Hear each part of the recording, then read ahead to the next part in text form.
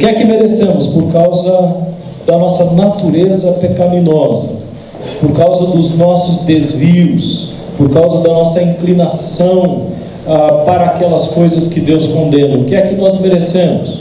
Segundo a Escritura Sagrada, o que nós merecemos é sofrimento e morte.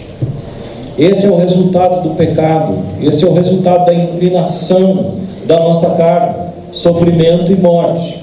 Mas Deus, por sua misericórdia, Ele exerce sobre nós limitação muitas vezes, tanto do sofrimento e algumas vezes até a eliminação do sofrimento, não porque nós merecemos ou porque somos bonzinhos diante dele, mas por misericórdia, Ele nos poupa daquilo que nós merecemos.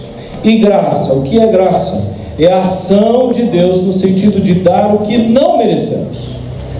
Há uma diferença enorme entre misericórdia e graça, não é? Mas as duas se completam.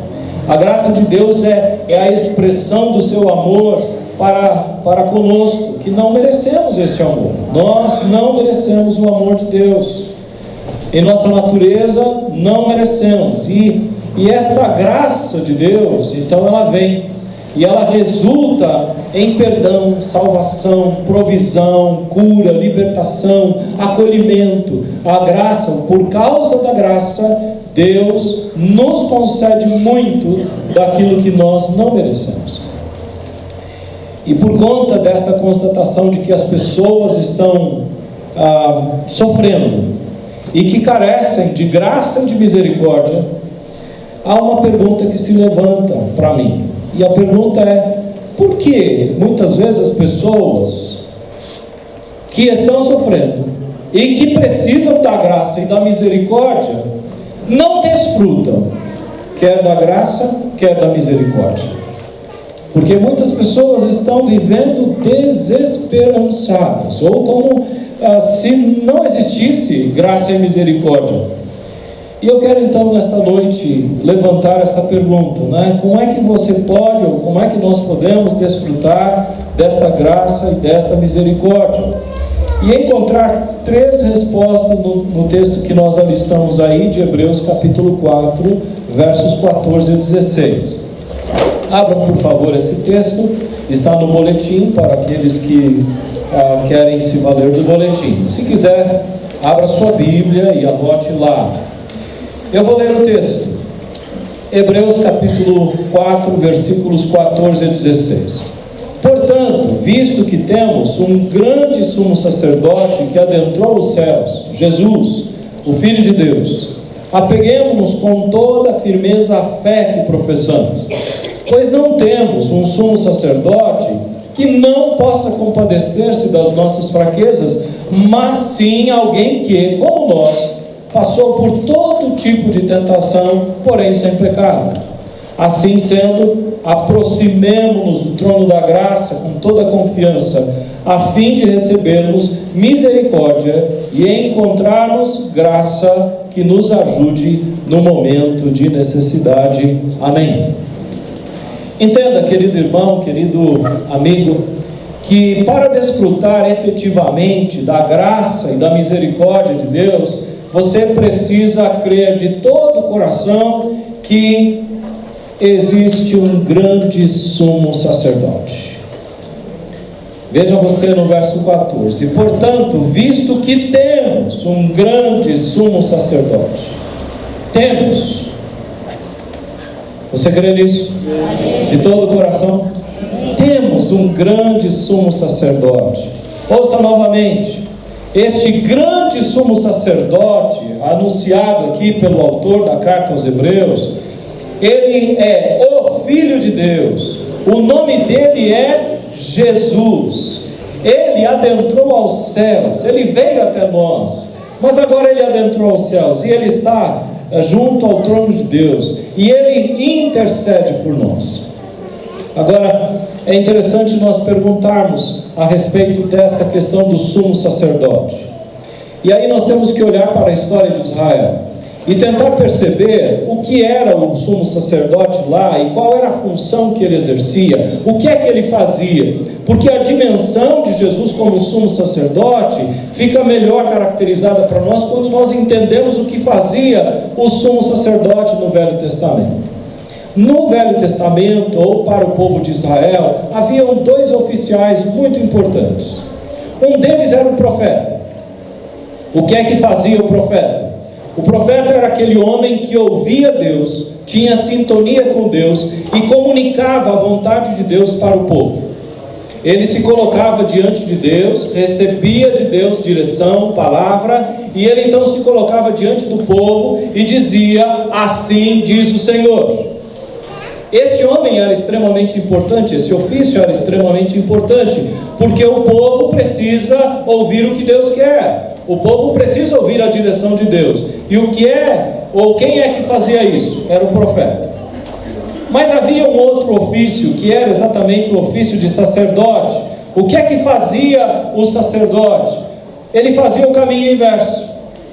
Ele conhecia as mazelas do povo, ele conhecia as dificuldades, as debilidades, os pecados do povo, e ele também conhecia a lei. E ele então o que fazia? Ele recebia o povo, ouvia a confissão do pecado do povo, recebia a oferta do povo e depois levava isso tudo diante da presença de Deus, intercedendo pelo povo. Estes dois ofícios eram muito importantes, eles se completavam. Jesus Cristo reúne na pessoa dele estes dois ofícios. Mas eu quero comentar aqui basicamente este ofício de sacerdote que Jesus exerceu. Quando nós olhamos para a história de Israel, o primeiro sacerdote levantado por Deus foi Arão, irmão de Moisés. Depois de Arão, foi escolhida a descendência de Arão para servir como sacerdote. Na medida do desenvolvimento histórico, foram surgindo vários sacerdotes. E eles então começaram a escolher um entre eles que seria o sumo sacerdote.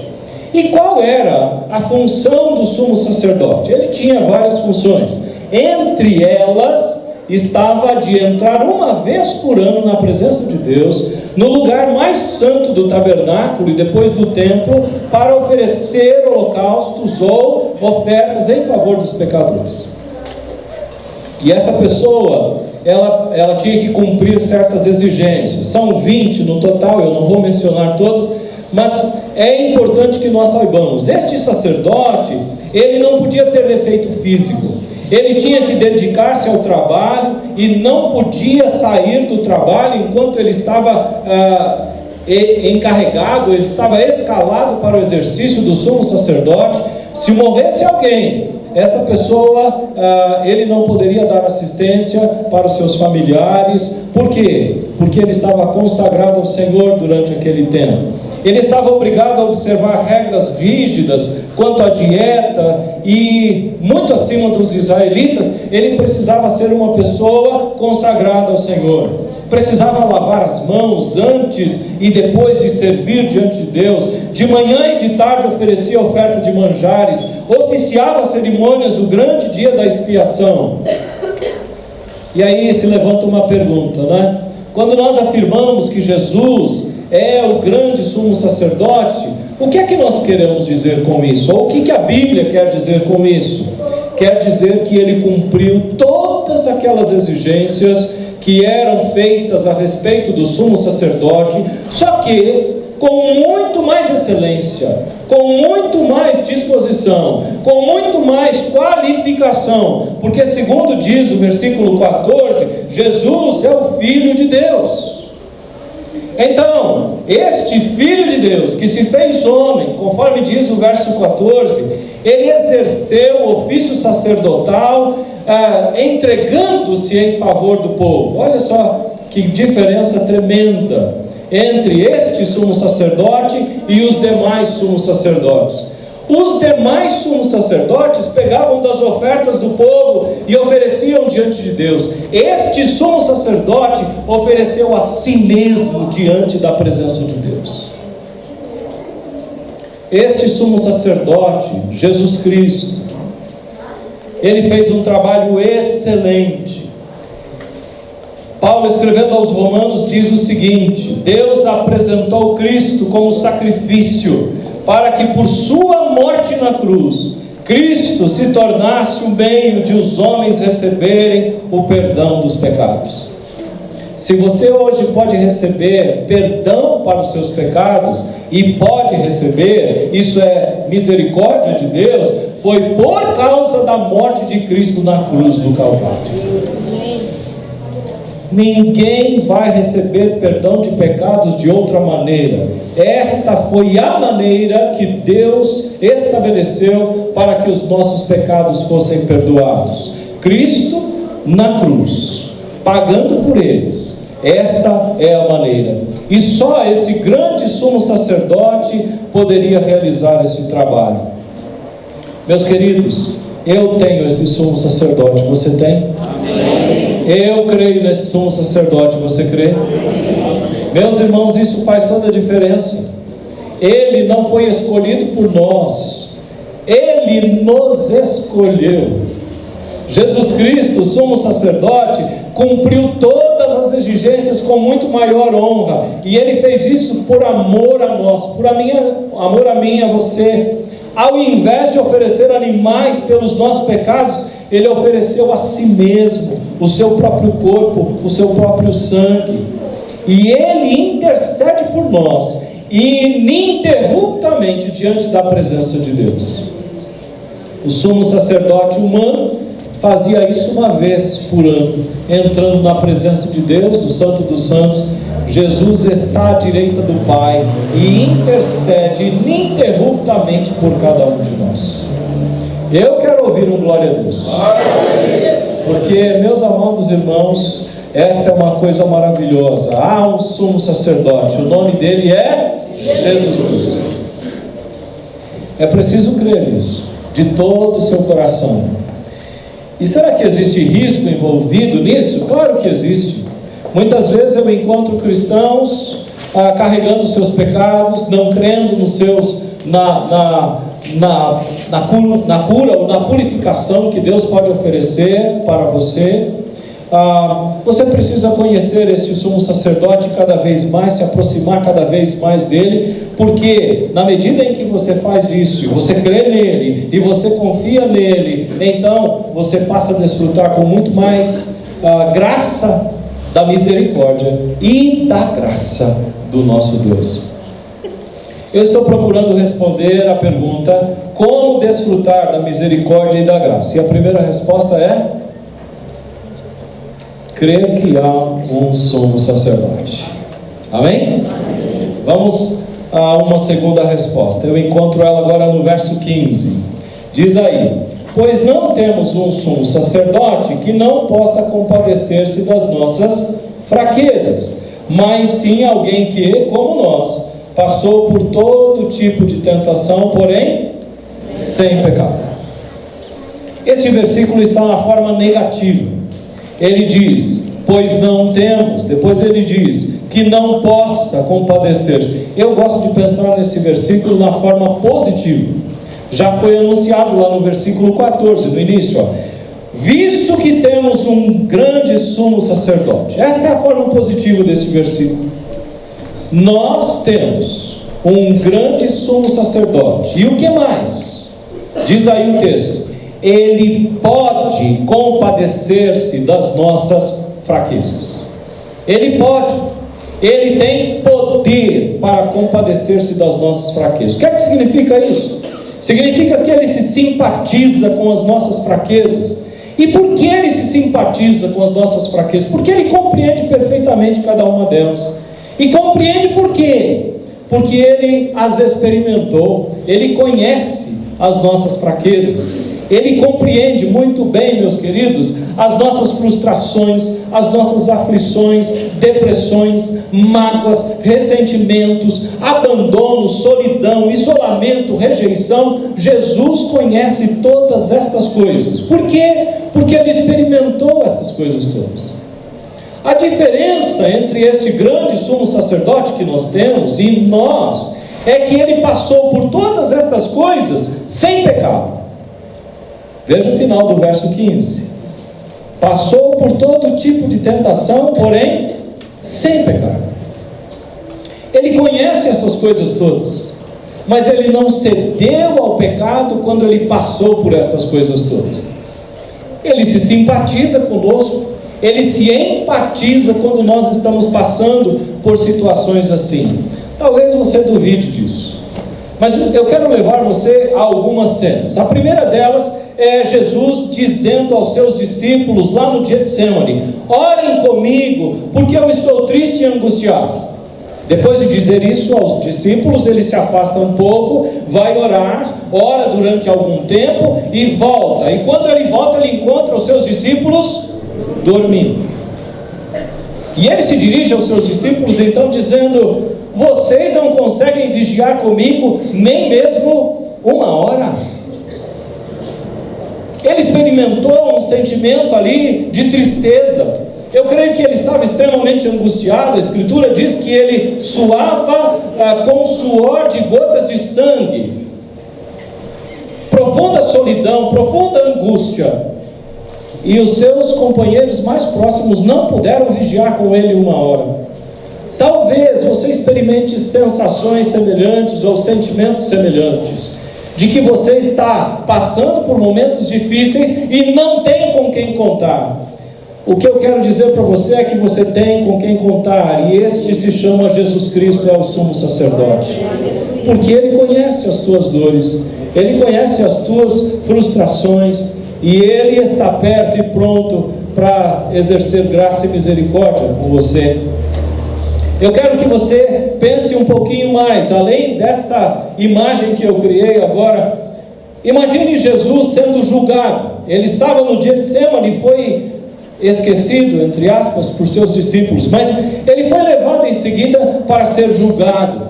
Ele está calado. E o que é que os homens estão fazendo em relação a ele? Os homens estão levantando falso testemunho sobre Jesus Cristo. Homens contratados para acusarem injustamente. E o que é que ele faz?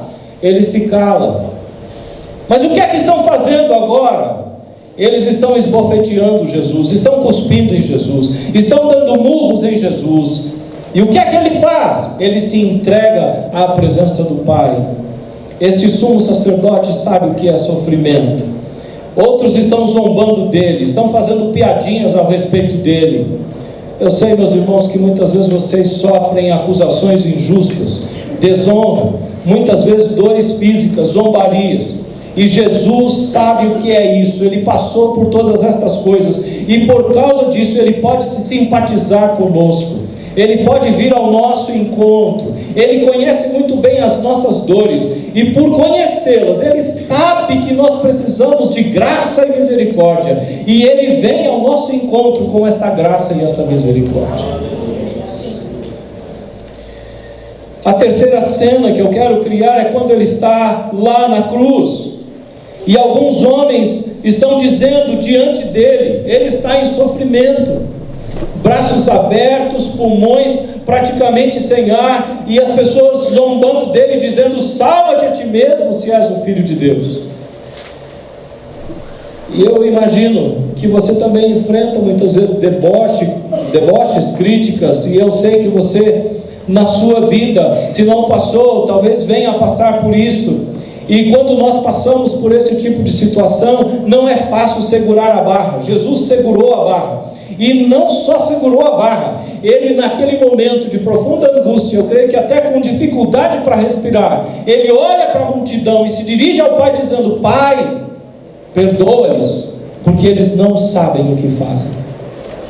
Jesus estava cheio da graça e da misericórdia de Deus sobre a vida dele, para ter uma atitude como esta. Muitas vezes talvez as pessoas pensem que você é um tolo, você é um panaca, um Zé Ruela, seja lá o que for. Não importa o que os outros pensem, lembre-se, Deus tem graça e misericórdia para ministrar na tua vida. E se nós quisermos desfrutar verdadeiramente desta graça e dessa misericórdia, nós temos que crer que Jesus conhece e se compadece das nossas fraquezas. Ele conhece e Ele se compadece das nossas fraquezas. Mas eu quero dar um passo além disso. Como nós podemos desfrutar da misericórdia e da graça de Deus? Já lhe ofereci duas respostas. A primeira é crer que Jesus é o grande sumo sacerdote. Eu tenho esse grande sumo sacerdote, você também tem. Ele já foi exposto para nós por Deus Pai. E você tem que crer que este sumo sacerdote se compadece de você. Às vezes nós temos facilidade em dizer assim: Jesus se compadece da humanidade. Mas quando estamos passando pela dificuldade, nós temos a dificuldade de crer que Ele se compadece de nós. É preciso crer. Ele se compadece de mim, Ele se compadece de você. A terceira resposta que eu encontro nesse texto aparece no verso 16. Diz o verso 16: assim sendo, aproximemo-nos do trono da graça com toda a confiança, a fim de recebermos misericórdia e encontrarmos graça que nos ajude no momento da necessidade. Ouça, por favor, ouça. Não basta apenas crer que temos um grande sumo sacerdote. Não basta apenas crer que Ele se compadece de nós. Há algo mais que nós precisamos fazer. E este algo expressa-se, ou está expresso aí no verbo aproximar. Diz o texto: aproximemo-nos do trono da graça com toda confiança. Nós precisamos crer, mas também precisamos agir. E agir no sentido de ir na direção do trono da graça. E aqui, meus irmãos, eu quero ser honesto com vocês. Aconselho muitas pessoas e tenho contato com muitas pessoas, e eu tenho percebido um paradoxo nas pessoas. Muitas vezes as pessoas, elas dizem crer nesse grande sumo sacerdote, e elas até creem que Ele se compadece delas, mas ao invés de caminhar na direção do trono de Deus, estão caminhando no sentido inverso ao trono de Deus. Ao invés de caminhar na direção da graça e da misericórdia, que elas sabem precisar, e elas querem desfrutar, estão caminhando muitas vezes na direção contrária. Uma rota de fuga que é extremamente danosa para a própria pessoa. As pessoas sabem que precisam de misericórdia, elas sabem que precisam de graça, mas é uma contradição que muitas vezes eu não sei explicar por que acontece. Deveria acontecer conosco algo semelhante ao que aconteceu numa história que eu vou relatar para vocês agora. Essa história envolve o rei Davi, o filho mais velho dele, Adonias, e um filho que ele teve numa situação dramática, chamado Salomão. Davi já estava velho, e ele não tinha anunciado quem seria o sucessor dele no trono. Ele tinha alguns filhos, e todos eles eram pleiteantes ao trono. Adonias, que era o filho mais velho, se achou no direito de fazer o seguinte: convidou algumas pessoas do reino para a sua casa, e lá ele tomou a iniciativa de se autoproclamar rei. Ou seja, com o apoio de algumas pessoas, aparentemente as pessoas da corte, ele queria se autoproclamar rei, e ele anunciou isto.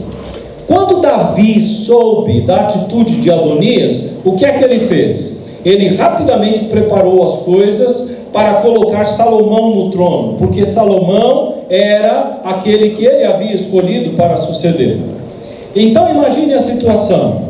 A situação é Adonias com alguns convidados se autoproclamando rei, e por outro lado Davi coroando Salomão como rei. Ora, quem é que tem legitimidade para sentar no trono? Salomão é quem tem legitimidade, porque ele foi escolhido pelo rei para sucedê-lo. O que acontece lá no palácio de Adonias? As pessoas, quando souberam que Davi havia coroado Salomão como rei, elas começam a sair de fininho. Elas não queriam ser apanhadas como sendo traidoras. Adonias se vê sozinho. Ora, Salomão é o rei, eu me autoproclamei rei, o que é que vai acontecer comigo? É isso que aconteceria com ele.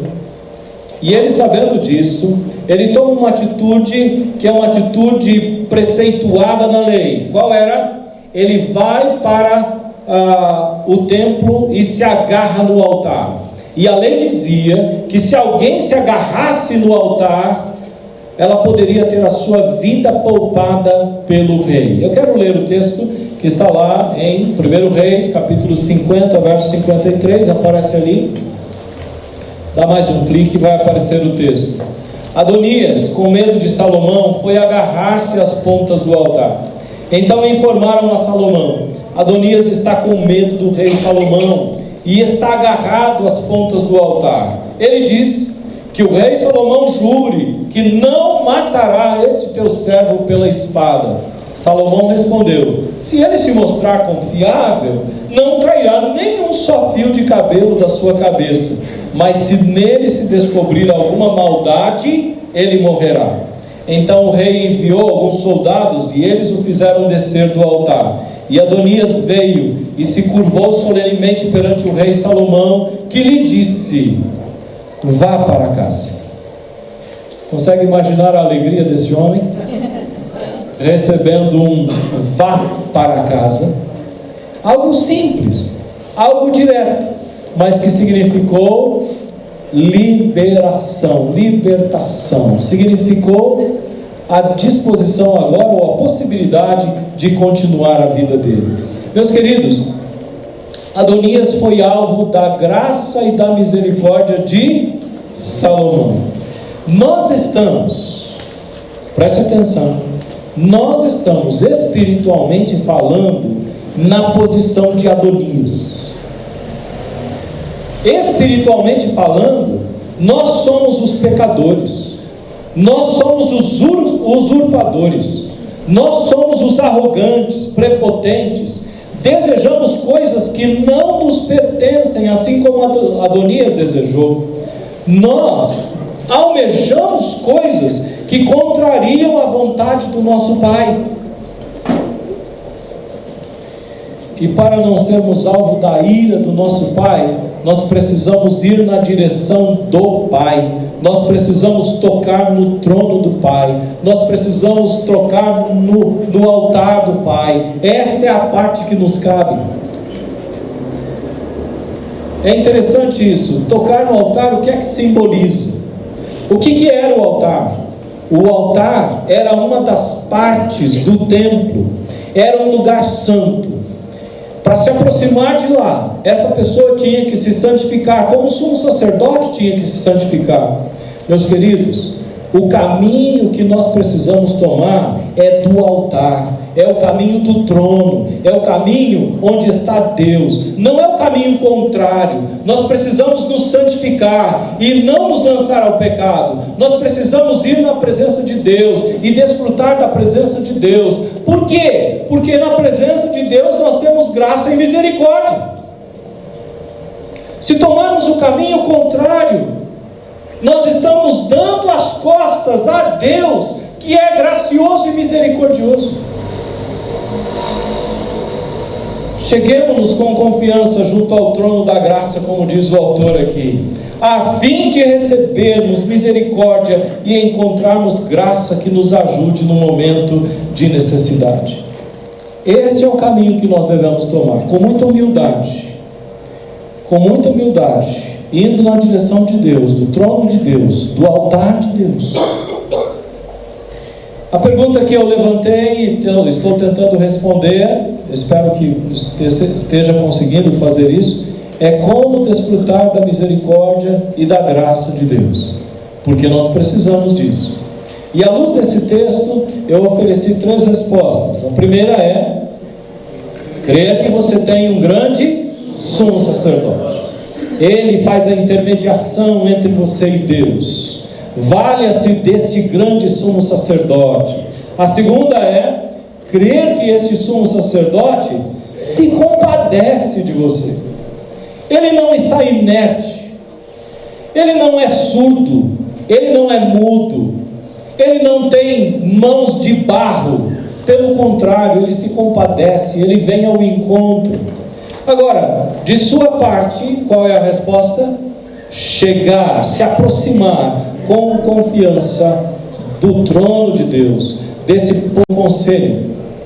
Não faça isso esporadicamente, faça isso de maneira sistemática, de maneira diária, constante, porque esse é o caminho mais agradável para nós: ir para Deus, ir para o trono, ir para o altar, porque do altar emana graça e misericórdia. Vamos orar?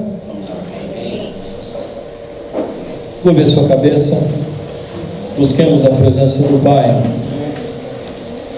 Deus, nós queremos pedir ao Senhor que nos ajude, que o Senhor, pelo Teu Espírito, ajude o nosso coração a se inclinar para o Teu trono. Ajude, ó Deus e Pai, o nosso coração e a nossa mente, a nossa vontade, inclinar, ó Deus e Pai, para o altar onde o Senhor está. Ajuda o Teu povo, ó Deus, a crer de todo o coração que há um sumo sacerdote, o nome dele é Jesus Cristo, e este sumo sacerdote, ele intercede por nós diariamente. Então, diariamente, ó Deus, que o nosso coração se incline para o trono de Jesus Cristo. Ajude o Teu povo, ó Deus, a crer que este sumo sacerdote se compadece. Ele não está apenas sentado num alto e sublime trono, Ele também está no meio de nós, e Ele está pronto para curar, Ele está pronto para passar o bálsamo dEle nas nossas feridas. Ele está pronto como um pastor que vai atrás da sua ovelha e resgata ela do abismo, não importa quão suja e quão cheia de carrapicho ela esteja. Jesus vem ao nosso encontro e Ele se compadece de nós. Da nossa parte, Deus, ajuda-nos a entregar-nos a essa tarefa de nos aproximar, de chegar. Eu sei que muitas vezes, ó Deus, isso é uma dificuldade, mas que esta seja a inclinação da nossa mente, do nosso coração, nos aproximar, chegarmos até o Teu trono de graça. Seja assim, Senhor, e que experimentemos por Tua bondade a graça e a misericórdia que nós precisamos no tempo oportuno. E eu sei que isso sempre está diante de nós.